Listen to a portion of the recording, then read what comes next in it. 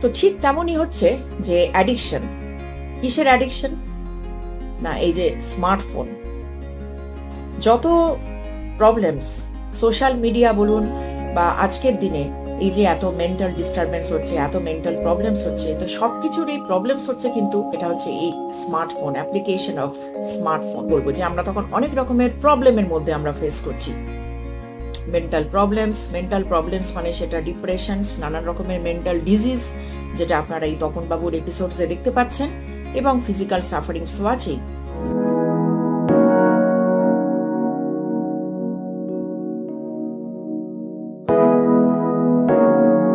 আচ্ছা, এই জায়গা থেকে আমি কি করছি আপনাকে মাঝখানে, এটা তো গেল ডিজিটাল মার্কেটিং এর আপনার একটা এক্সপেরিয়েন্স, আমি কাজ করে। তো দ্বিতীয় একটা পয়েন্ট হচ্ছে মানে যে মিডিয়া ইন্ডাস্ট্রি, এই জায়গাতে যদি আসে, আপনি একটা বলেছিলেন আপনার হবি আছে নাচ গান, সেই জায়গা থেকে আপনি কিছু সময় জন্য ইন্ডাস্ট্রিতে এসেছিলেন বা আসার চেষ্টা করেছিলেন, মিডিয়া ইন্ডাস্ট্রিতে আমি সেই জায়গা থেকে যাওয়ার চেষ্টা করেছিলাম। দেখুন, বাধা পেয়েছিলেন যেহেতু আমি একটা মানে নিম্ন মধ্যবিত্ত ফ্যামিলি থেকে বিলং করি, তা যতটাই হয়তো কিছুটা হয়তো আমি পারতাম বা পারি, আমার মতো এরকম অনেক লোক আছে যারা হয়তো ভালো সিঙ্গার, ভালো ডান্সার, ভালো তাদের মধ্যে ক্রিয়েটিভ নলেজ আছে, মানে মিডিয়া আর্টিস্টিক নলেজ আছে, তারা সেই জায়গাটা কেন যেতে পারছে? একমাত্রই কারণ তারা বড় লোকরা বড় লোকদেরই সাহায্য করছে। আজকে এই যে নেপোটিজম, আমার পরিচিত, আমার কানেকশন,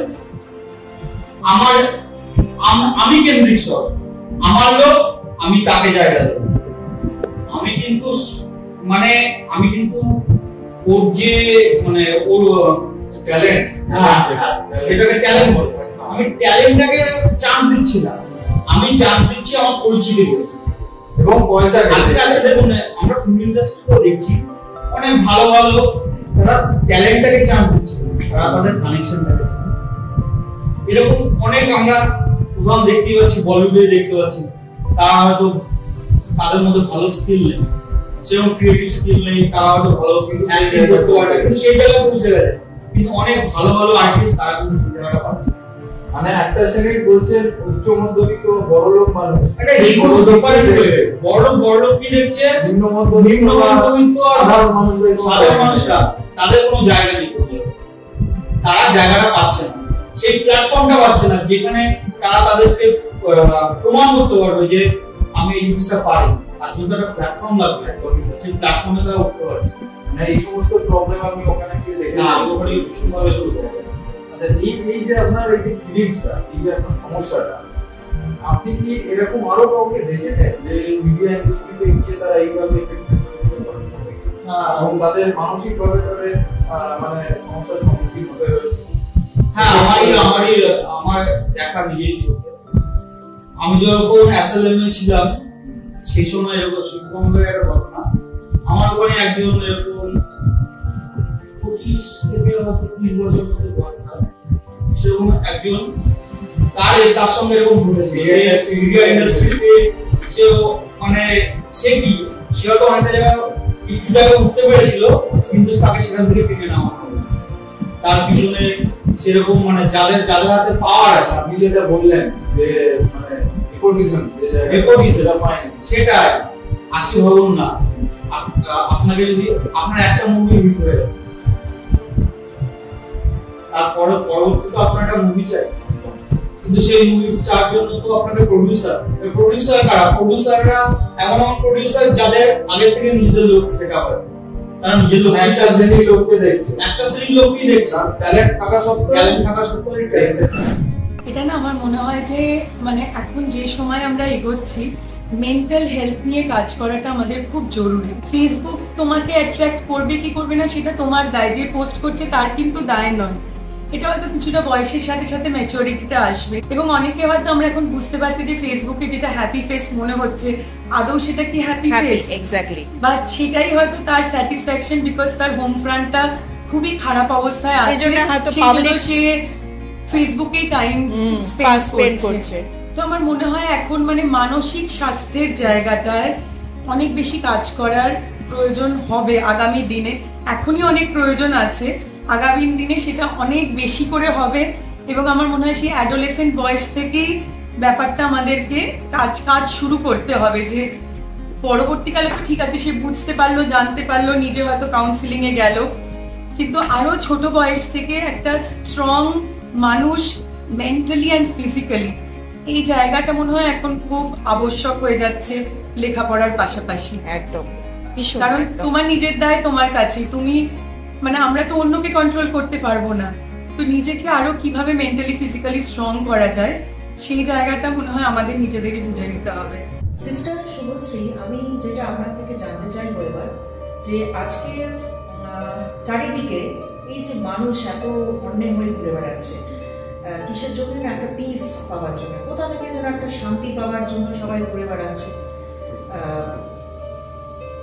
তো এটা আপনার কি মনে হচ্ছে যে পিসটা এতটা দিনের পর দিন, মানে এটা যেন মনে হচ্ছে যে আরো কমে যাচ্ছে, যেটা আগে আরো ছিল, ধরুন আজ থেকে 30-40 ইয়ার্স আগে একরকম লাইফস্টাইল ছিল, এখন তো অনেক রকম গ্লোবালাইজেশন, অনেক রকম অনেক দিকে সায়েন্স বা টেকনোলজি অনেক ইমপ্রুভ করছে, আরো করবে, কিন্তু যেটা ল্যাক হয়ে যাচ্ছে সেটা হচ্ছে মেন্টাল পিস। তো সেটা আপনার কি মনে হয়? এটা খুব ভালো কোয়েশ্চেন একটা আমাকে বলেছেন, যেটা আজকালকার দিনে সকলেরই খুব জানা দরকার, যে পিসটা কেন চলে যাচ্ছে আমাদের মাঝে মধ্যে থেকে। যেটা আমরা মেইন, যেটা ফার্স্টে আমরা যেটা বলবো, যে আজকে ভীষণ আমাদের মধ্যে কম্পিটিশন একটা খুব মানে কম্পিটিশন এসে গেছে, যে ও কম্পিটিশন করতে গিয়ে সাকসেস হয়েছে দৌড়তে আছে, কম্পিটিশন করছে কি ও ভালো করছে আমাকেও ভালো করতে হবে, মানে একটা ফলো করা, একটা জেলাসি, এইসবগুলো চলে আসছে ওদের মধ্যে, আমাদের মধ্যে। তো সেই জন্যই আমি বলবো যে সাকসেসের পেছনে না দৌড়ে, যদি আপনি সাকসেসের পেছনে বেশি না দৌড়ে যদি আপনি একটু আপনার নিজের উপর ফোকাস করেন, যদি একটু নিজের জন্য টাইম বের করে নিজেকে চেনেন, নিজেকে জানেন যে আপনার অ্যাকচুয়াল রিয়েল বা অরিজিনাল আইডেন্টিটি কি। হ্যাঁ, তো আপনার যেটা আপনি বলছেন যে এই যে পিস, কম্পিটিশন, এই কম্পিটিশন থেকেই তো ফ্রাস্ট্রেশনটা গ্রো করছে। কেননা যখন একটা মানুষ ভাবছে যে ও আজকে ওটা কিনেছে, তাহলে আমাকে ওটা কিনতেই হবে, এতে করে কি হচ্ছে যে নিজের এন্টিটিটা তো তারা হারিয়ে ফেলছে। তো এই ফ্রাস্ট্রেশন থেকেই একদম। তো আমি যেটা বলবো যে আগে মানুষ কি করছে বা ও কি করছে, ও এটা করছে বলে আমাকে এটা করতে হবে, তার পেছনে না ছুটে আগে নিজেকে জানুন, নিজের ভেতরে কি ইনার কোয়ালিটিস বা আপনার কি কি নিজে যেগুলো আপনার ভেতরে অনেক কিছু গুণ আছে, শক্তি আছে, সেগুলো কি করছি আজকে আমরা অন্যকে ফলো করতে গিয়ে বা অন্যের পিছনে ছুটতে গিয়ে আজকে আমাদের ভিতরে যে ইনার কোয়ালিটিসগুলো সেগুলো আমরা হারিয়ে ফেলছি, মানে আমাদের অ্যাকচুয়ালি আমরা কি হুই আর সেটা চিনতে পারছি না। সেই জন্য সেটা আগে বলবো যে একটু ভেতরে যে ডিপলি একটু চিন্তা করে দেখুন যে আপনার ভেতরে কি কোয়ালিটিস আছে, এবং আপনি কিন্তু যদি অন্যকে ফলো না করে আপনি নিজের কথা ভাবেন না, কিন্তু আপনি নিজে তখন অন্যভাবে দেখতে হবে না, আপনি নিজেই দেখবেন কতটা লাইফ এর সামনে এগিয়ে যেতে পারছেন।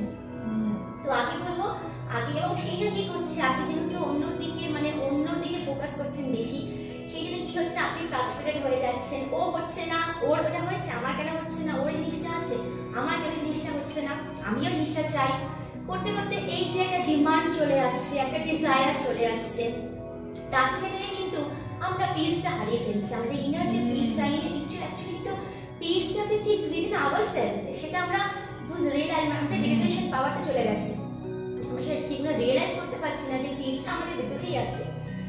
কেন, কোথায় করবো আমাদের টাইম, কোথায় আমাদের নিজের জন্য ভাববার জন্য আমাদের টাইম তো নেই, আমরা তো অন্যের জন্য ছুটছি। তো সেই জন্য আমি বলবো যে আগে একটু নিজেকে জানুন, নিজেকে চিনুন যে actually what is your real identity. তো আমাকে যখন কেউ জিজ্ঞেস হয়তো করে যে হোয়াট ইজ ইউর নেম, তখন আমরা তো ওটাই বলি যে I am Anuradha Chatterjee, I am doing this and this one. তো কেউ ডক্টর হলে I am x, I am the doctor. তো অ্যাকচুয়াল আইডেন্টিটি তো তাহলে সেটা নয়, সেটা আমাদের কি এই ড্রামা, ওয়ার্ল্ড ড্রামাতে আমরা সেটা কি আমাদের মানে অ্যাক্টিং হচ্ছে। তো সেটা আপনি যদি সেই ব্যাপারে একটু বলেন যে what is our real identity. যেটা আমাদের যে মেইন যে মেডিটেশন ব্রহ্মকুমারীসের যেটা আমরা মেডিটেশন করানো হয়, যেটা মেইন আমাদের যেটা থাকে কি আগে আমরা আমাদের মানে আমরা কে হু উই আর অ্যাকচুয়ালি সেটা আমাদের রিয়েল আইডেন্টিটিটা আমাদের আগে মানে আমাদের জানানো হয়। তো অ্যাকচুয়ালি আমরা সবসময় কেউ যেটা আপনি বললেন যে আপনাকে যদি জিজ্ঞেস করে যে আপনার নাম কি, তখন আপনি কি বলছেন যে আমার নাম অনুরাধা চ্যাটার্জি। তো জানতে হবে যে যখন আমার নামটা আসছে, আমার ব্যাপারটা আসছে, তখন নিশ্চয়ই আমি বলে কেউ একটা আছে। তো সেটা হচ্ছে অ্যাকচুয়ালি এই যেটা যে নামটা ওটা কিন্তু আমাদের বডি, আমাদের শরীরটা, এই বডি এটারই নাম। অ্যাকচুয়ালি আমাদের রিয়েল আইডেন্টিটি হচ্ছে we are a peaceful and powerful soul. We are a মানে গুড অ্যান্ড পিওর সোল আমরা। এবং সোল হচ্ছে, সোলের ফাংশন হচ্ছে, সোল হচ্ছে একটা ড্রাইভারের কাজ করে। এবং মানে সোল মানে আত্মা, উনি হচ্ছে ড্রাইভার। এবং আমাদের এই শরীরটা সেটা হচ্ছে একটা গাড়ি। এবং এই সোলই কিন্তু আমাদের এই যে আমরা যে 5 মধ্যে অর্গানস আছে সেগুলো কিন্তু এই সোলই চালনা করছে, আমাদের এটা আত্মাই চালনা করছে। মানে আমাদের যে ইন্দ্রিয়গুলো আছে, যেটা কনভেন্ট্রিয় বা গ্যালেন্ট্রিয় যে ইন্দ্রিয়গুলো আছে, সেগুলো কিন্তু একটা আত্মা যে সোলটা চালনা করছে। আমরা কিন্তু কিছু করছি না, আমরা জাস্ট বডি, আমাদের জাস্ট ড্রাইভার, এটা আমাদের গাড়ি। আমরা হচ্ছে এটা গাড়ি, ড্রাইভার হচ্ছে এটা সোলটা, ওই সোল কিন্তু আমাদের চালনা করছে। এবং আমাদের যে মানে এখানে যে আমরা ধরুন আমি একটু ইন্টারাপ্ট করছি,